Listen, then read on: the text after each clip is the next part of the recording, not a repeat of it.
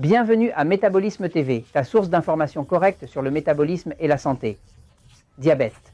Hors de contrôle, je suis Franck Suarez, spécialiste en obésité et métabolisme. Et je veux partager avec toi une information que je viens de voir et qui m'a horrifié, une information qui vient de l'Organisation mondiale de la santé. Cette organisation est celle qui rassemble toutes les statistiques de santé de toute la planète Terre. Il y a des centaines de pays représentés. Et quand j'ai vu, je vois que le diabète est complètement, l'épidémie de diabète est complètement hors de contrôle. Je vais au tableau un petit moment pour te l'expliquer et surtout je veux t'expliquer ce que tu peux faire. Non seulement pour le diabète, SOS et OS, mais aussi ce que tu peux faire pour éviter le diabète, ce qui me semble plus important pour ceux qui ne l'ont pas ou pour ceux qui ne l'avons pas encore. Ok, regarde, l'Organisation mondiale de la santé a indiqué qu'en 2015, nous avons eu une augmentation de 175% du diabète par rapport à l'année 1980, c'est-à-dire que de 1980 à 2015, le diabète a augmenté d'environ 175% sur la planète Terre. Voyons ce que cela signifie en chiffres réels. Regarde, si j'ai 1000 diabétiques disons, en 1980, et je dis que ces 1000 diabétiques ont augmenté de 100%. Cela veut dire que s'ils ont augmenté de 100%, 100% de 1000, c'est combien? Eh bien, 1000 et un quart serait l'augmentation de 1000 de 100%.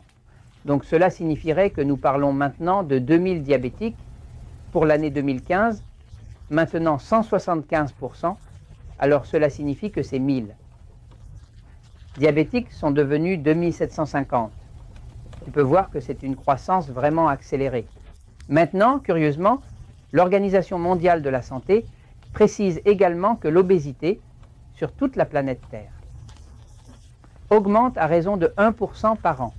Cela signifie que si l'obésité sur toute la planète était estimée à 23% de la population totale, et l'obésité est un terme scientifique qui indique l'indice de masse corporelle, combien est la taille divisée par le poids divisé par la taille, le carré, et ainsi de suite.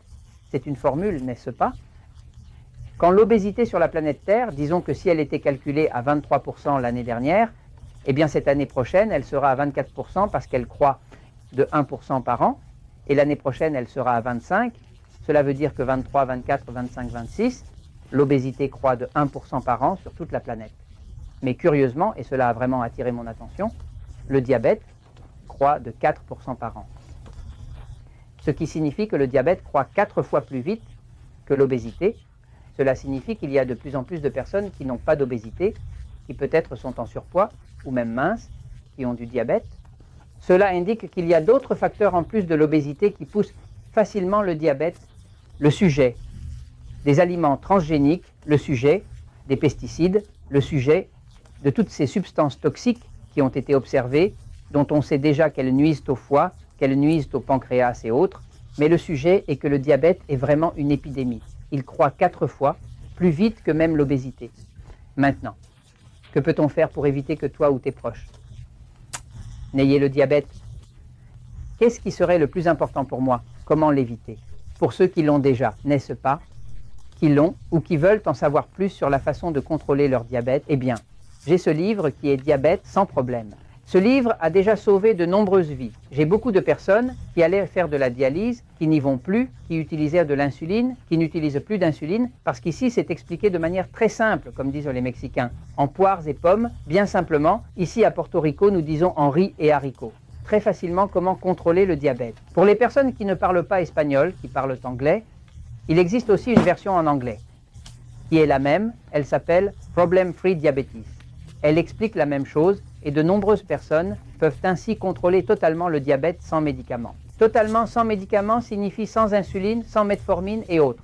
Maintenant, nous allons parler de ceux d'entre nous qui veulent vraiment l'éviter.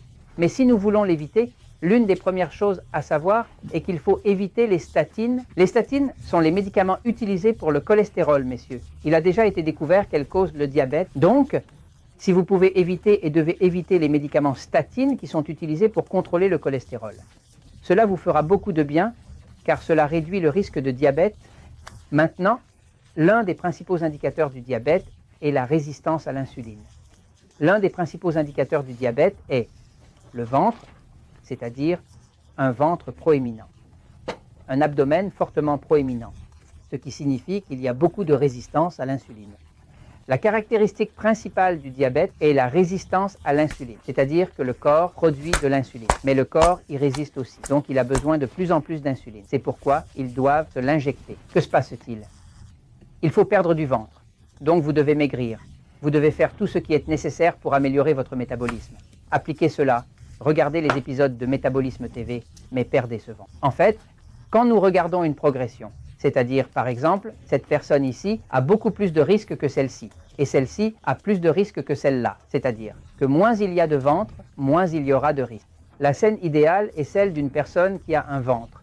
Élimine ce ventre et finit sans ventre, là, elle élimine une grande partie du risque de diabète parce qu'elle élimine la résistance à l'insuline. Alors, je vous le dis mes amis, car la vérité triomphe toujours.